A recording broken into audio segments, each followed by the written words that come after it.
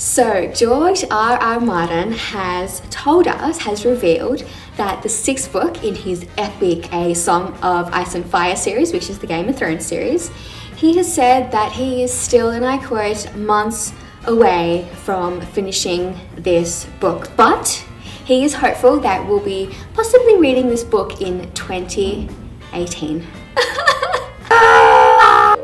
It's taken this long. On to other news.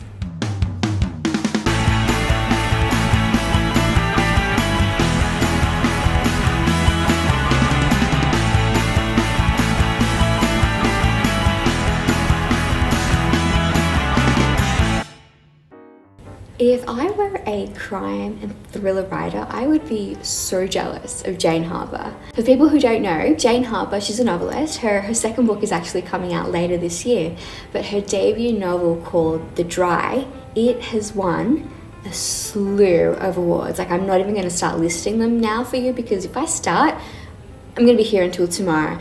But so she's won all these awards. Reese Witherspoon has actually optioned the rights to this film, and now it's just been revealed that she has actually made the shortlist of the 2017 Gold Dagger Award, which is one of the most prestigious crime awards anyone could win. So fingers crossed for this Aussie who has made that list. It has just been confirmed that Hollywood is going to turn Aaron Blabey's The Bad Guys series into a film, like an actual Hollywood film, like actually like lights, camera, action for real.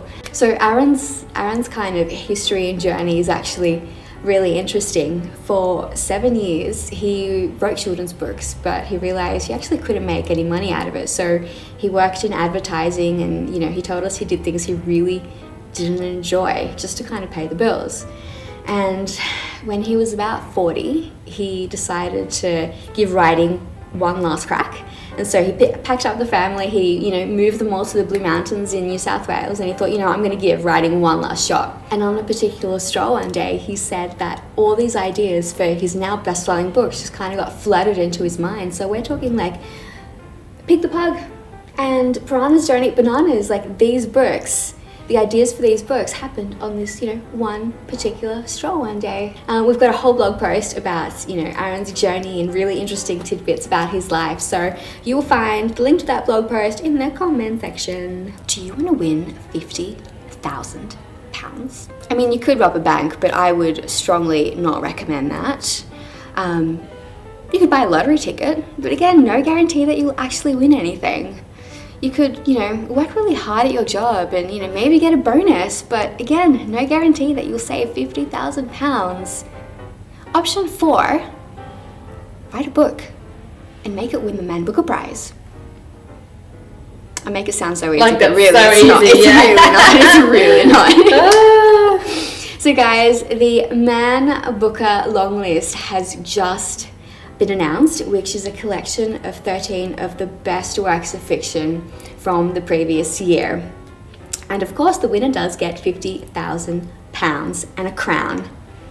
No, they don't get a crown, but they do get £50,000 and the title of Man Booker Prize winner. Making the list this year is people like Arundhati Roy, who actually won the Man Booker Prize in 1997 for her debut novel.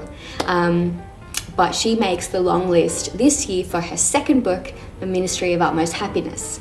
People like Ali Smith, Zadie Smith, and Sebastian Barry, they've also made the long list, but they've actually made the short list in previous years. So if you want to know who made the long list, I've got the link to the blog post in the comment section.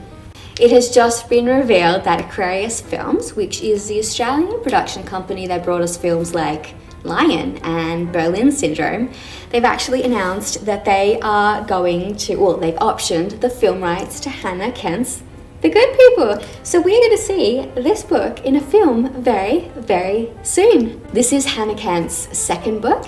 Her first book, Burial Rites, got shortlisted for a slew of awards. So for the 2014 Stella Prize, for the 2014 Bailey's Women's Prize for Fiction, and it also won a whole heap of awards. So we know that Hannah is an amazing, amazing Australian talent. So can't wait to see The Good People on the big screen. Be like, he's like video bombing my video. What are people reading this week?